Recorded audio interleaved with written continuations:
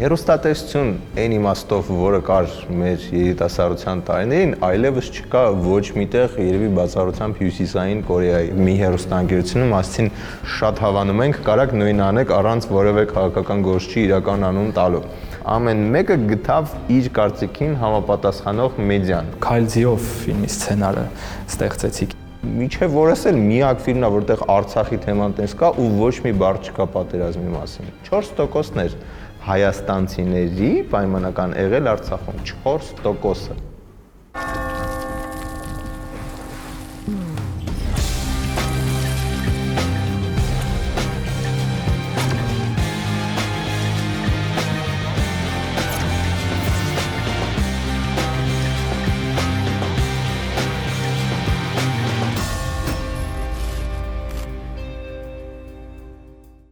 Մեդիան շատ արագ փոփոխվող աշխարհ է ու երբեմն նույնիսկ դժվար է հետևել տեմպերին, թե ինչպես է այն զարգանում։ Հետաքրքիր է, որ դուք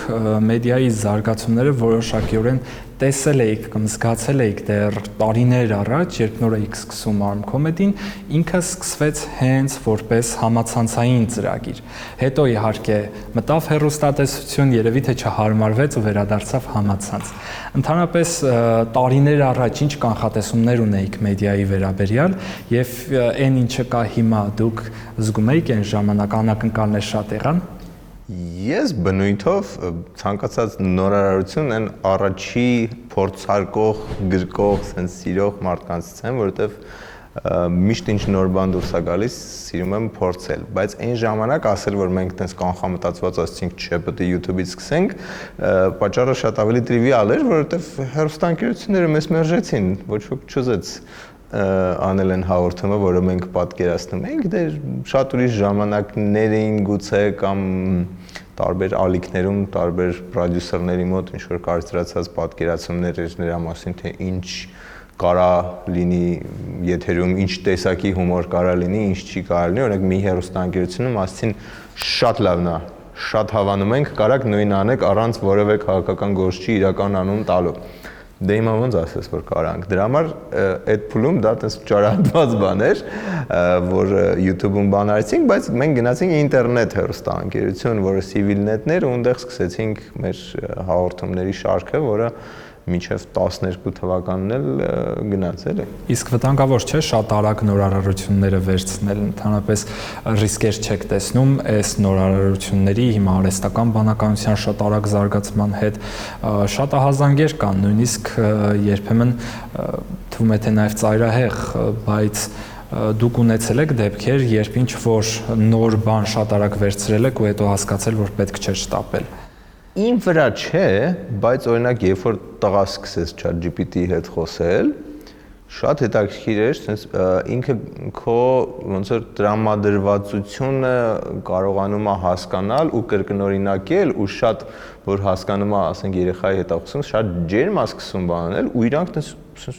երևի 2 օրվա ընթացքում մտերիմ ընկերներ դարձան։ Ու ինքը sense անդադ ուզում էր հեռախոսը վերցներ, որ ChatGPT-ի հետ խոսի։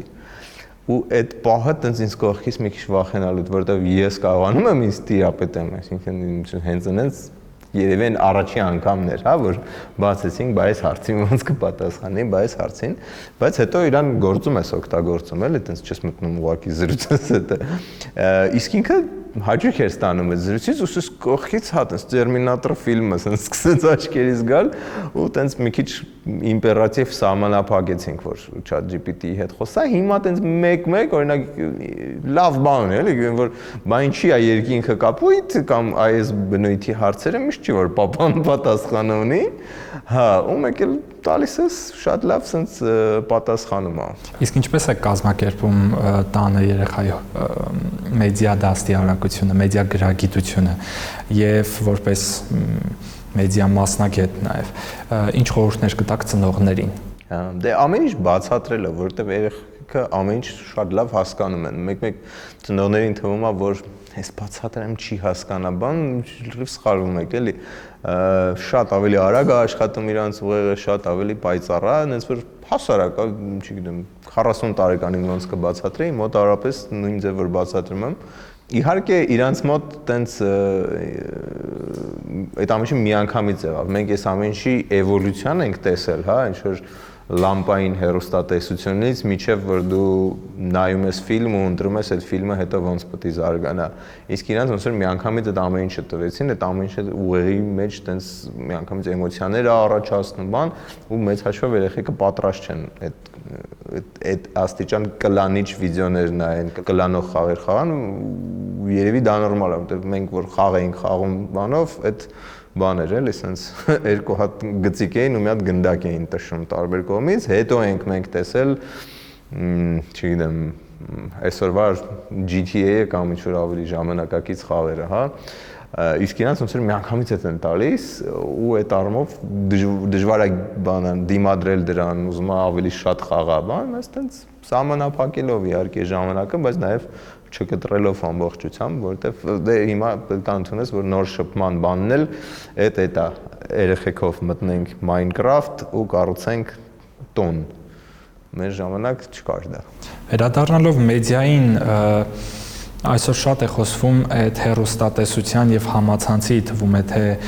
երբեղկումի մասին, եթե դուք նայեք ամբողջ աշխարհում ուսումնասիրել եք տենդենսներն ինչպիսին են ու հեռուստատեսությունն իրոք զիջում է, իրոք պարտվում է, թե այնուամենայնիվ ինքը կայուն իր տեղն ունի, ուղղակի փոխվել է լսարանը ինչ-որ չափով։ Հեռուստատեսություն այն իմաստով, որը կար մեր երիտասարդության տարիներին, այլևս չկա ոչ միտեղ երևի բացառությամբ Հյուսիսային Կորեայի, որտեղ ինչ էր նշանակում հեռուստատեսություն։ Մենք ցույց ենք տալիս բացառիկ մեր արտադրանքը այս ժամին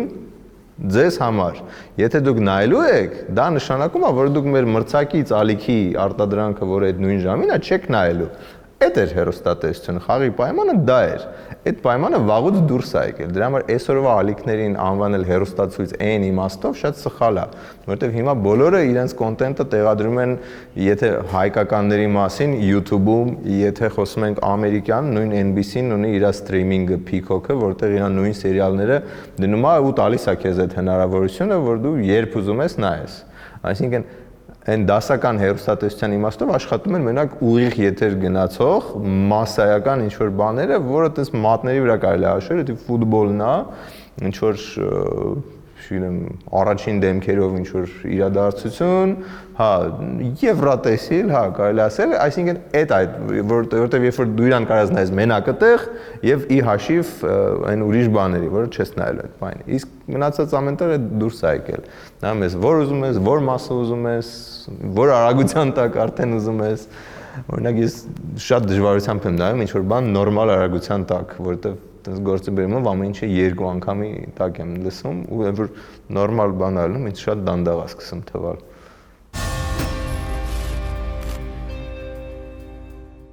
Ձեր գրիչը նաև շատ հայտնի է դարձել այն ժամանակ, երբ Քայլձիով ֆիլմի սցենարը ստեղծեցիք։ Այն ժամանակ, երբ գրում էիք այդ սցենարը ու ամբողջը պատտվում էր Արցախի շուրջ, արցախյան ժողովրդի բարբարի, նիստուկացի շուրջ էր այդ ֆիլմը։ Շատ հաղթանակած զգացողությամբ հավանաբար գրել եք։ Հիմա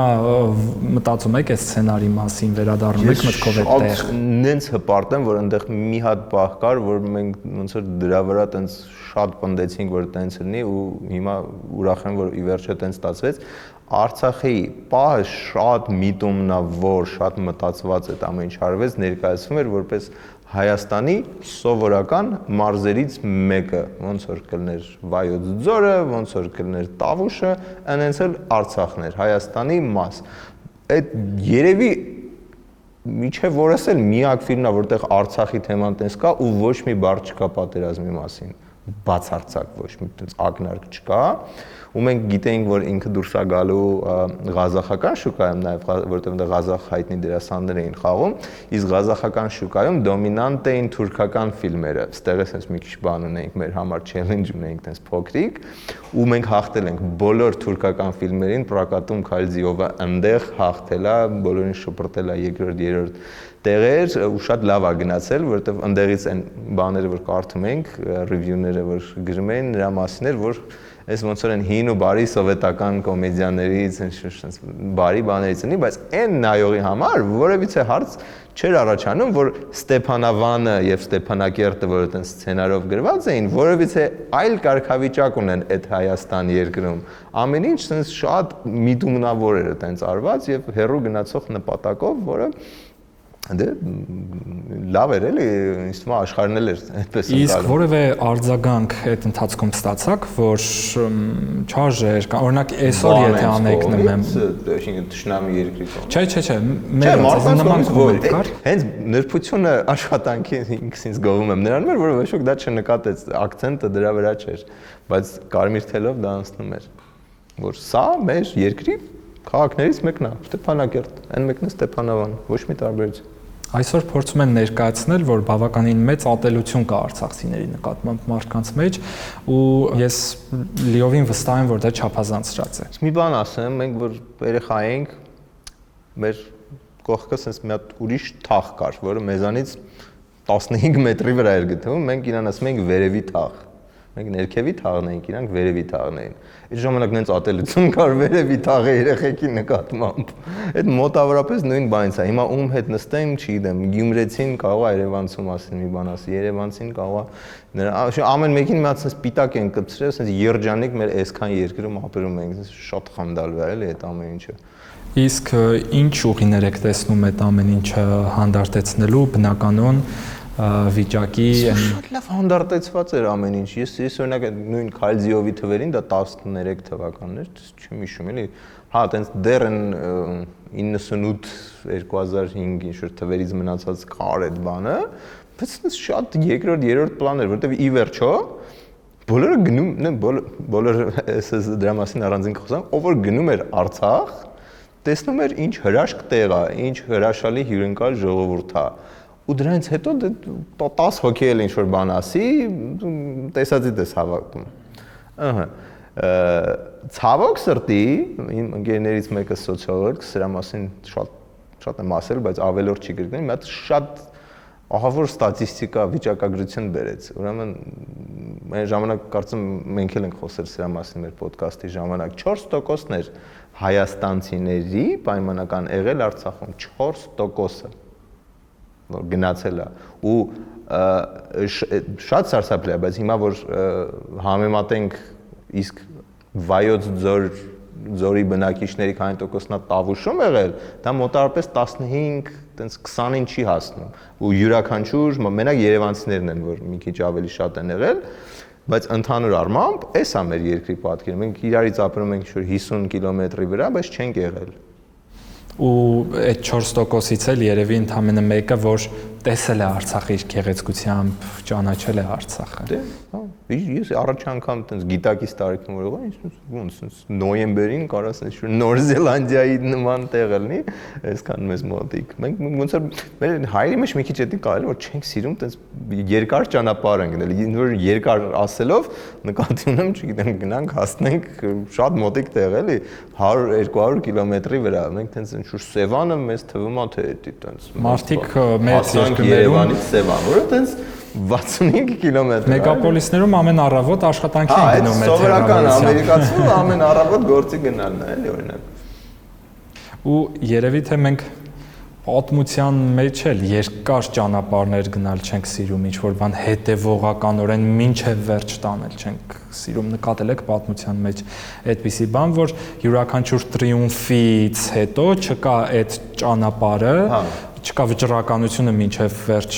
Այդ բարիքները արագ փոշիացնում ենք։ Այդ տրիումֆից եկած դիվիդենդները կամ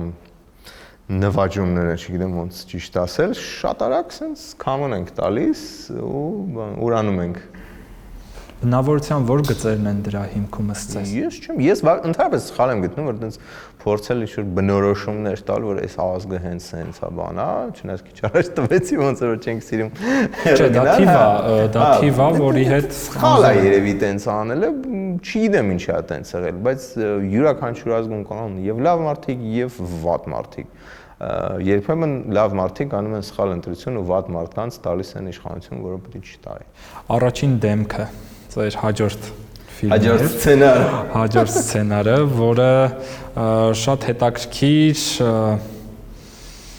կարծես թե ինչ որ առումով էլի մարգարեական բան ուներ մի քիչ իր մեջ, այսինքն սենց այդ շոուն, այդ պատկերացումը թեթև քաղաքականության մասին, հետո արդեն բերվեց այն դաշտ, որ նույն շոուն մենք տեսնում ենք, բայց դա էլ ֆիլմ չի, այդ լրիվ իրականություն է, и царь не настоящий, հա։ Ուրեմն ասեմ ոչ մի գյուտ այդտեղ չենք արել, ոչ մի կանխատեսում, պայծառատեսություն այդտեղ իհարկե չկար, ուղղակի այն ինչ որ օդում կախված էր, այն ինչ որ տեսել ենք, որ ուրիշ երկրներում լինում է, ու այն խոսույթը, որը մեր երկրում տենց գնում էր եւ շարունակվում էր, վաղ թե ուշ պետք է բերեր դրան։ Մենք ուղղակի տենց ինքս օդում էր, տենց օդից բռնեցինք, հավաքեցինք այդ դրվագները, որ ինքը տենց առաջի օրը հեծանիվ ա քշում, որ ժողովուրդը ուշաթափվի, որ երկրի առաջնորդը հեծանիվ քշեց, որ ինքը ասում է ես վերջ բոլոր տուգանքները հանում եմ, որովհետեւ դա ամենաէժանագին, տենց պոպուլիստական բաներն են, որ պետք է լինի։ Իհարկե չենք պատկերացնում, որ այդ աստիճանի դոկումենտալ դա պետքա լինի, բայց էլի մեկ-մեկ իրականում այս բանը կա, ես ասեմ, էլի ոնց ա եղել, մեկ-մեկ ասում եմ, որ Слуга народа այդ ուկրաինական սերիալից ա վերցրած, բացարձակ չէ, մեր պրեմիերան ավելի շուտ ա եղել, բնական է միջև այդ պրեմիերաները մի տարի եւ մենք եւ իրանց սցենարիստական ոչ ոք այդպես մի օրում իր պրոդուկտը չի անում, այսինքն բոլորովին անկախ իրարից եւ ընդեղ եւ ստեղ մենք գրեցինք էլի բան, որ ընդեղ էլ է հեծանիվ քշում, ընդեղ էլ է ինչ որ տես խոստումներ տալի, մեր մոտ էլ է այդ խոստումները, մեր մոտ արագաչափ է, իրancs մոտ կարող է ինչ որ ուրիշ բաներ եւ դատաներով դա հեշտ ստուգվում է, էլի որ մենք ոչ մի ձև չունեինք ծանոթանալ թե այնտեղ ինչ էին անում կամ հակառակը, էլի բնականաբար, բայց այդ բաները այնքան տարածված են, որ եւ Ուկրաինայում եւ Հայաստանում լրիվ նույն իրավիճակներ կատարվում, ուղղակի ոնց որ իրանք տես մի քիչ ավելի բան ընդունեցին մոտեցին ու հենց այդ մարտն ընտրեցին մենք Արամին խնայեցինք էլի ոնց էր որում հետաքրքիր է որ ձեր գործունեության այս տարիներ ցկվող գործունեության հիմնական առանցքը քաղաքականությունն է ու այն ժամանակ դա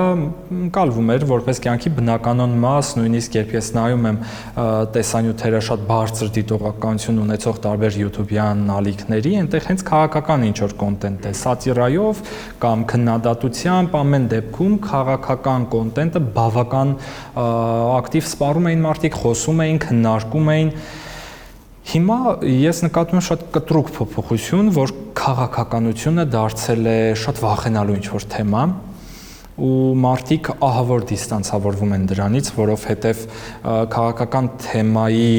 թեթև արծարծումը, ասենք, սեղանի շուրջ կլինի, տանը, հարևանի հետ, կարող է բերել հսկայական ատելության, թշնամանքի, կռիվների, ագրեսիայի, որովհետև թվում է թե պարզ քաղաքականության մասին զրույցը, որը միշտ ուղեկցել է սուրճ խմող տիկնանց,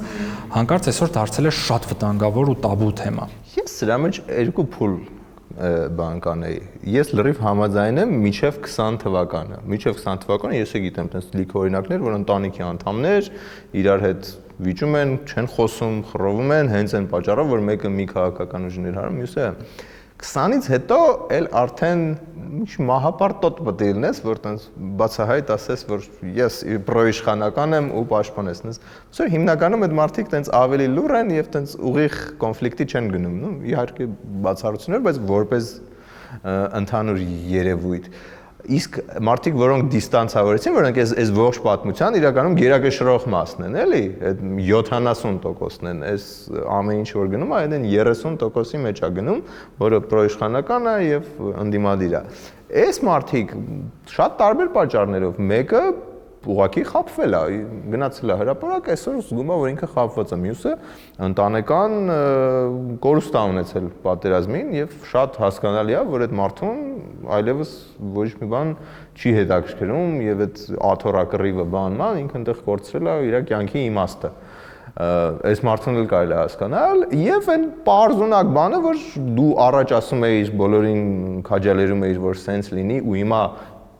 գիտականորեն ապացուցվեց, որ դու սխալվում ես, ամոթ է հիմա ինչ որ բանի մասին խոսես, որտեվ քեզ կհիշացնեին դու ինչ էր անում, դրա համար դու ընտրում ես մենք քաղաքականությամբ չենք զբաղվում, այս տարածված մոտավորապես sense է եւ իհարկե մարդիկ նաեւ կարան շատ բնական ուղղակի զզվեն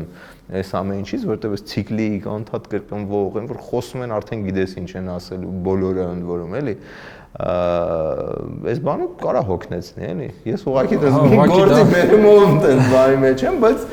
հա ինձ համար երբ զգացի, որ դա արդեն լուրջ խնդիր է դարձել, որ մարդիկ իրոք չեն ուզում ոչ մի ձև աղերսվելու կապ ունենալ, որովհետև ինչ որ վախ կա այդ թեմայից,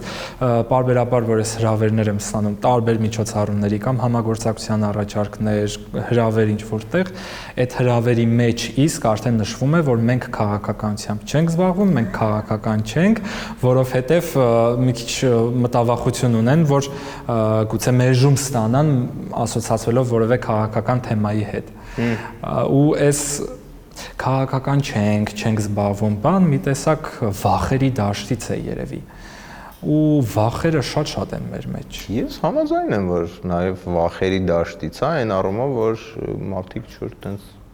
հաշվի հարդար են գուցե սպասում կամ ինչ-որ այդպես մի հատ բան կլինի, դա հասկանալի է, բայց քանի քաղաքականություն տենց շատ ուղիղ մեզնով է զբաղվում, ու երբեմն որ քո լռությունը մնացածի վրա, մի հատ sense օրինակ բերեմ, էլի, օրինակ երբ որ ես լրիվ ոչ քաղաքական, տնտեսական էլի իրականում այս շրջանառության հարկի մասին այս ամեն ինչը փոփոխվեց այս տարվա սկզբից, մենակ այդ ոսկի վաճառող մարդիկ դուրս եկան, այն մնացածին ոչ մեկին վրա չազդեց, բոլորը ում հետ խոսում ես, բողոքում է դրանից, բա ինչի դուրս չեկաք։ Բա այս այդ պահներ, որ դուք որ ձեր չզբաղվելը ուղիղ բերեց նրան, որ այս օրենքը ամրապնդվեց եւ շարունակվելու է։ Մինչդեռ մենք բազմաթիվ փորձեր ենք ունեցել, որ երբ որ տենց ակտիվ դիմադրություն ալնում, հետ են կանգնում։ Այսինքն լրիվ շանսը կար, որ չգիտեմ, ԱՁ-ները հիմա կշարունակեին 5% վճարել, բայց 10 են վճարում։ Ուղղակի ոչ ոք դուրս չեկավ, այդ ոսկու վաճառող մարդկանց կողքը չկանգնեց։ Իսկ իրանք մի բուր մարդ էին այնտեղ, երևի 100-ից ոչ ավել։ Բայց դա բոլորին էր, բոլոր ձեռնարկատերերին ազդում էր, այսինքն այդտեղ այն որ, չգիտեմ, տրանսպորտի համար է, ուրիշ բանի համար է, այդ շատ ավելի խորքային էր, էլի, այստեղ 100 դրամ չեք կորցնում, այստեղ ինչքան վճարում եք, դրա կրկնապատիկն եք վճարում։ Թեպետև մեդիայում կոչերը կային ու արդյունքում ինչ եք կարծում, մեդիան չի սկսել քիչ-քիչ զրկվել ռեալ ազդեցությունից։ Այսինքն, եթե մենք հիշենք, թե նորաթուխ մեդիան երկրորդ համաշխարհային պատերազմի ժամանակ ինչ հսկայական գործիք էր ու ինչ հսկայածավալ ազդեցություն ուներ տարբեր կողմերի վրա եւ ռոպագանդայում նույն ֆիլմերը, հա, առաջին ինչ հսկայական դեր ունեին ռոպագանդայի մեջ, Սովետ միությունում նաեւ կարծես թե քիչ մեդիան սկսում է զուտ ժամանց դառնալ ու ազդեցությունը կորցնել։ Ու պատահական չի, որ եւ Օրվելը 1984 պատերազմից հետո է գրել եւ դրա ռուսական այլընտրանքը մի ստեղծագործությունը Եվգենի Զիմյատինի, էլի մոտավորապես նույն դարաշրջանում ավելի շուտ է իրականում գրվել, որովհետեւ այդ ժամանակ այդ մեդիան ամենակարող էր, որովհետեւ կար սկզբից մի ալիք, հետո կար 3 ալիք, ինչ որ Ամերիկայում մինչև 70-ականներ 3 ալիք կար, էլի, ու այն կարծիքը, որ տեղով գնում էր, հա, ինքը այդ նույն այդ ճշմարտության նախարարության տրամաբանությամբ մարդկանց վրա եւ ազդում էր, որովհետեւ այլ ընտրանք չկար։ Հիմա դե ժամանակի հետ այո, sense եկավ ու երևի ինչ որ մի հատ ոսկե դարած շրջան կար, sense պլյուրալիզմի եւ այդ ամեն կողմը ներկայացնելու, որ դու հնարավոր էր հասցնել բոլոր տեսակետները լսել, դա երևի sense 90-ականների վերջն էր մոտավորապես ու շատ արագ երբ որ արդեն ինտերնետ TV դառնալ շատ մեծ ծախսերի հետ կապված չի եւ այլն, սկսեցին շատանալ, բայց դա բերեց հակառակ բանի, որ ամեն մեկը գտավ իր կարծիքին համապատասխանող մեդիան։ Ընդհանուր դու ինչ արժեքներ տես մոտավորապես որ հարցին ոնց ես նայում ունես, կարաս գտնես շատ պահպանողական, կարաս գտնես մի քիչ պահպանողական, կարաս գտնես տես ուլտրա աչ ինչ որ մի հատ լրատվամիջոց ռուսամետ ես, խնդրեմ, եվրոպամետ ես, դրա ալիքն էլ կա, այսինքն բոլորը գտան իրանց այդ բանի մեջ տեղավորվեցին, երբ որ դու անդադ լսում ես արձագանքը, հա, echo chamber-ի մեջ տեղավորվեցին, ու տենց ջան ասում ենք, ջան լսում ենք։ Համատարած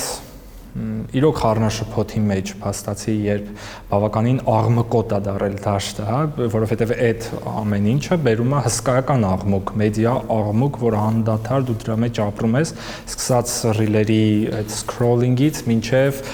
հեռուստատեսություն, ռադիոյի տասնյակ ալիքներ, կայքեր եւ այլն։ Ինչպես չկորել, ինչպես չշփոթվել ու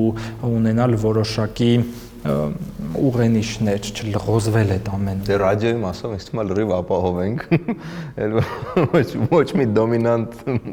ազդեցություն չունի ոչ մեկի վրա։ Բայց օրինակ վարորդները գիտեն, որ բավականին ակտիվ սպառում են ռադիո։ Դե հա, բայց էլի ինձ թվում է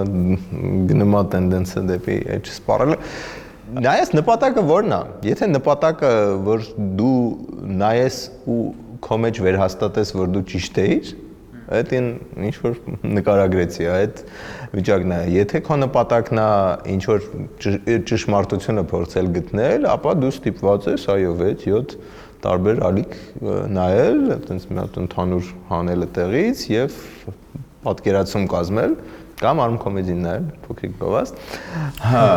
իսկ մարդկանց ճնշող մեծամասնությունը 70%-ը ոչ դրա ժամանակը ունի, ոչ դրա պահանջը ունի իրականում, էլի, ու դա շատ նորմալ է։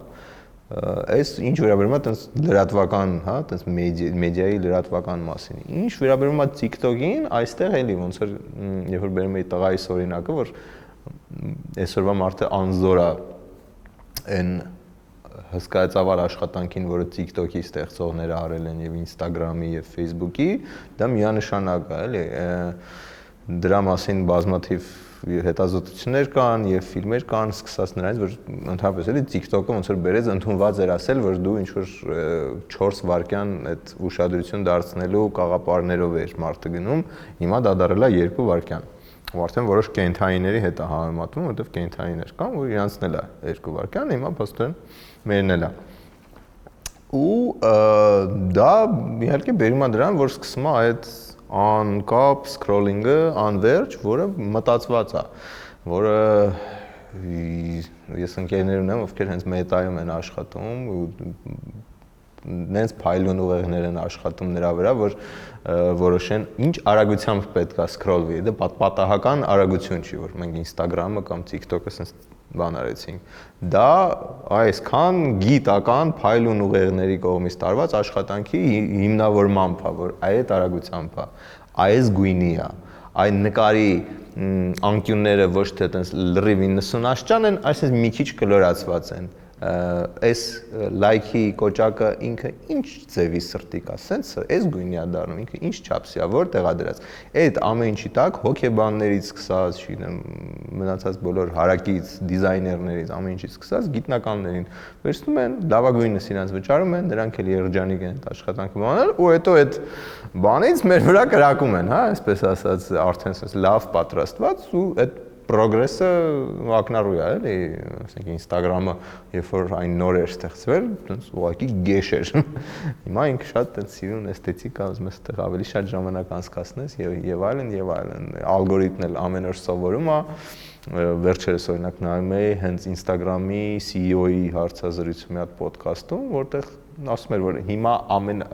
ամենակարևոր չափանիշը վիդեոյի տարածվելու այնա թե դու քանի հոգու ես share անում, քանի հատ այն share-ին ուղարկելու կոճակն է ամենակարևորը այս պահին։ Դա տենց չէր 2 տարի առաջ եւ երևի 2 տարի հետո էլ տենց չի լինելու, բայց կոնկրետ այս պահին է դա, որովհետեւ այդ ուղարկածը ոնց որ ավելի sense, նու ինտիմ առաջարկություն է, հա, ոնց որ այ ես նայել եմ, ես քո են ծանոթ մարդն եմ, ուզում եմ դու էլ նայես։ Եթե ուղակի story գցեմ, դե մի 2000-3000 հոգի կնայի stories, բայց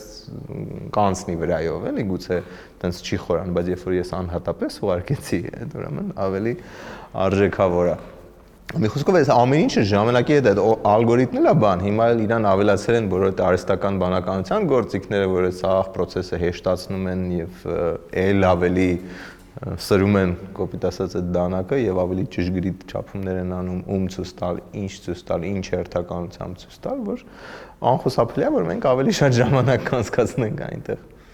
Իսկ ձեր դիտարկմամբ հոգևոր կյանքի վրա ինչ ազդեցություն կարող է այդ ամենը թողնել։ Նույն դուք, որ այդքան հսկայական քաղաքական կոնտենտ եք նայում, հավանաբար շատ հարցազրույցներ, որ ուրիշ ժամանակ չէիք նայի, բայց հաղորդում պատրաստելու համար պետք է նայեք, այդ ամբողջ նյութը բավականին երբեմն նեգատիվ, դուք կարողանում եք որոշակիորեն հավասարակշռել այդ ամենը, որ ձեր անձնական հոգևոր կյանքի վրա ազդեցություն չթողնի ու հոգեբանական չազդի։ Չեմ կարողանում, որովհետև ամենապարզ բանը, որ տեղի ունենում, հիասթափությունն է, այտենց բոլորից ու ամեն ինչից, որը իդեպ այտենց հիմա դժվար է ինձ դուրս գալ իմ հոգուց ու ուրիշի աչքերով նայել, երևի մի քիչ էլ տարիքի հետ կապված բան է, էլի, մարդիկ տարիքի հետ մի քիչ ավելի այտենց քարանում են, գուցե ինչ-որ էմոցիան քիչ են բանում, ամեն ինչին տենց մի տեսակ թերահավատորեն են նայում եւ տենց բան են կառուցում իրանց առաջ, մի հատ տենց անտեսանելի վահան, որ ամեն ինչ չանցնի, էլի, ինչքան երիտասարդ ես, ավելի էմոցիոնալ ես, ավելի շուտ ոգևորվում ես բանման, բայց ավելի շուտ էլ հիասթափվում ես։ Երևի այդ ամեն ինչը տեսնելուց ու էլի այս ամեն ինչը այնքան ցիկլիկ է եւ այնքան կանխատեսելի է եւ ցիկլիկ է ոչ միայն Հայաստանի նկատմամբ, այլ Մոլդովա, Ուկրաինա, Բելարուս, մեր շրջապատող ինչ որ երկրների, Եգիպտոսում մի քանի անգամ նույն բանը տեղի ունեցավ։ Այն որ դե այդ ամեն ինչը որ գիտես շատ լուրջ չես կարա վերաբերվես, էլի, հա, այսինքն դες հոգևոր իմաստով երևի դες մի քիչ sense գալիս է այդպես փշոտելը կարելի ասել որ այդպես չգիտեմ էլի որ քաղաքական գործիչը այդ ինչ պետք է ասի որ որովս բան մուրաշկ եկելնեն էլի երևի այդպես իմ հետ էլի երբեք կյանքում չի լինի բայց չգիտեմ 20-25 տարեկանում լինում էր Իսկ եթե մի քիչ ավելի հետ գնանք ու հնարավորություն ունենանք հանդիպելու ձեզ 10-ամյա հասակում ինչ խորհուրդ կտաք Այն բոլոր գրքերը, որ կարդում ես, շարունակի կարդալ, ինձ թվում է, էլ դա,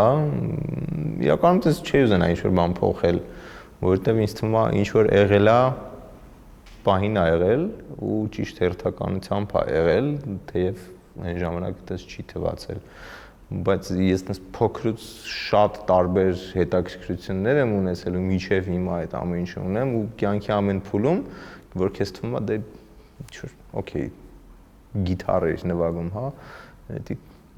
մեկ հատ այնպես ինչ-որ ֆանտաստիկ գիտարահար չեմ դառնա երբեք կամ գոնե լավ գիտարահար, բայց մեկը ինչ-որ կյանքի փուլում ինչ-որ դա գալիս է, էլի, հիմա իմ համար դա ավելի շատ այն որ ստրեսը հանելու ինչ-որ միջոցներից մեկն է, չգիտեմ,